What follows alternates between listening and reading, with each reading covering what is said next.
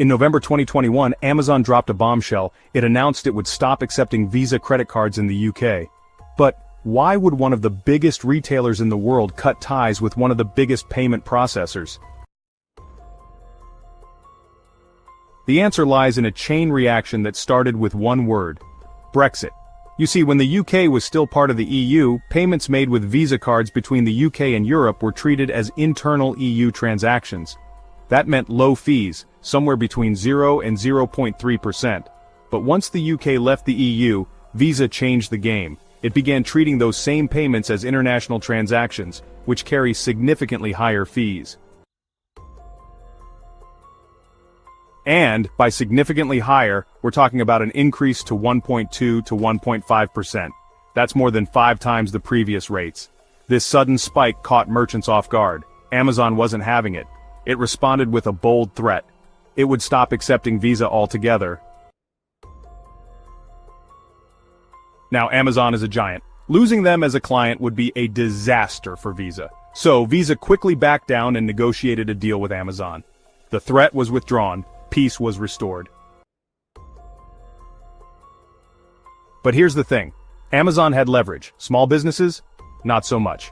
As a result of this change, UK businesses ended up paying an extra $250 million in fees in 2022 alone. And who ultimately covers those extra costs? You guessed it, the consumer.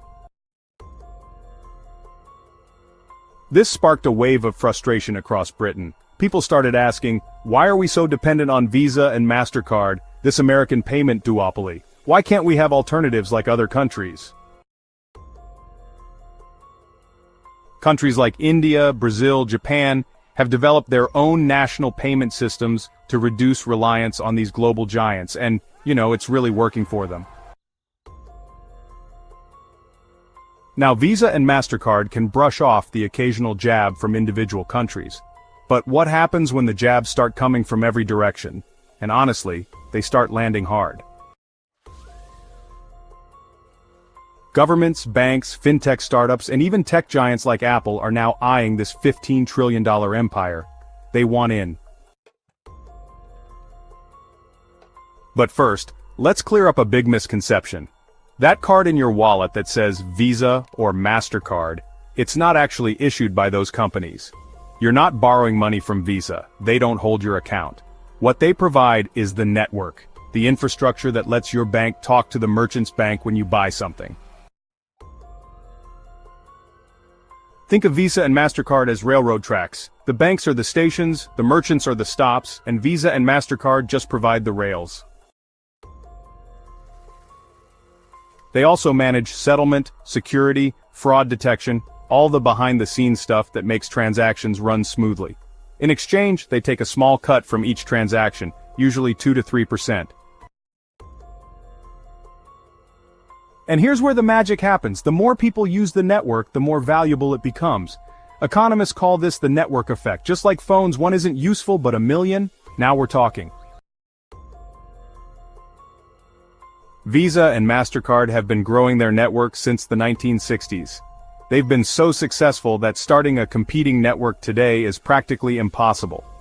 New players face a catch-22 without users, you won't get merchants. Without merchants, you won't get users.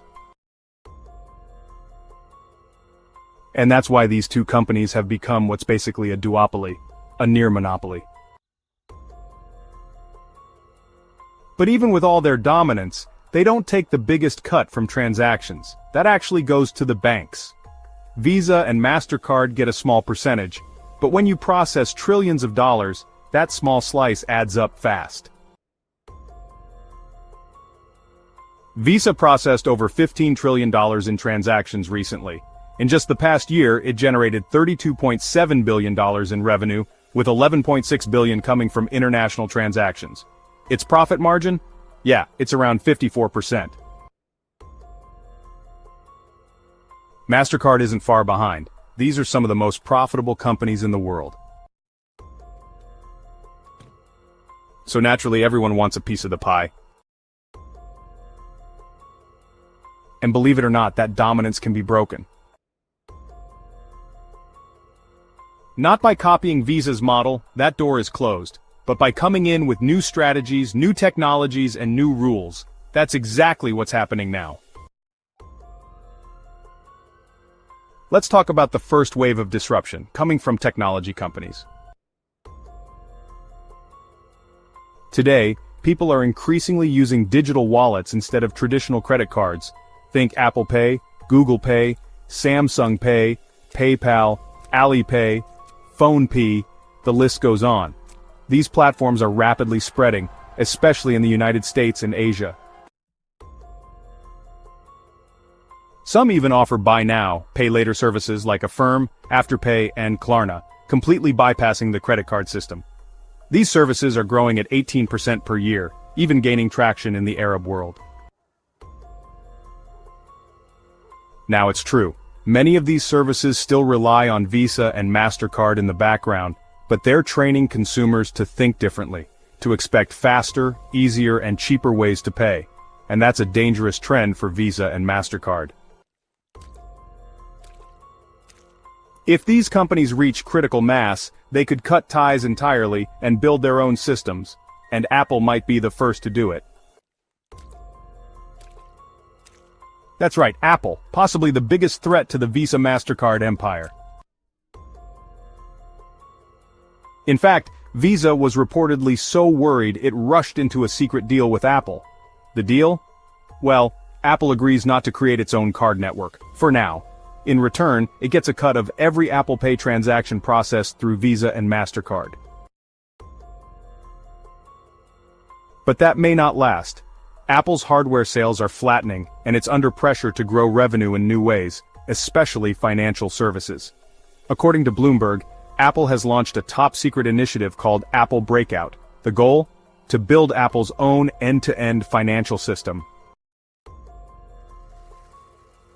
What does that mean? Apple wants to handle everything: credit checks, fraud prevention, risk assessment, lending, payment processing. The whole financial stack, without needing Visa, MasterCard, Goldman Sachs, or even traditional banks. If Apple pulls this off, it would become a fully independent financial powerhouse. And with Apple Pay already being one of the most widely used mobile payment systems in the world, this could be a game changer. Apple wouldn't just save money, it would own the entire experience. And if Apple can do it, what's stopping others from following? Google is experimenting with its own payment systems. Amazon is expanding Amazon Pay. And Elon Musk? He wants to turn X, formerly Twitter, into a financial super app, a one-stop shop for messaging, banking, and more. Meanwhile, fintech startups around the world are innovating faster than ever, creating new ways to send, receive, and manage money without ever touching Visa or MasterCard. Now let's look at the second wave of disruption coming from US lawmakers. Ironically, the US, the same country where Visa and MasterCard were born, is now trying to rein them in. Why? Because Americans pay the highest transaction fees in the world. In the US, card fees are the second biggest cost for retailers, after salaries. American merchants spend $138 billion a year just on card fees. It's hurting businesses, fueling inflation, and, honestly, drawing a lot of political attention. That's why the Federal Reserve launched FedNow, a real-time payment system.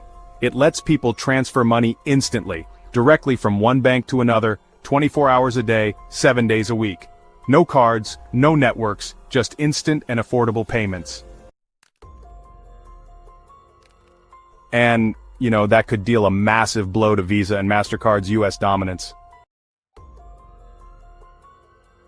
So let's zoom out for a moment. We're witnessing a perfect storm, three major forces aligning. So, countries are building their own payment systems to, escape American control.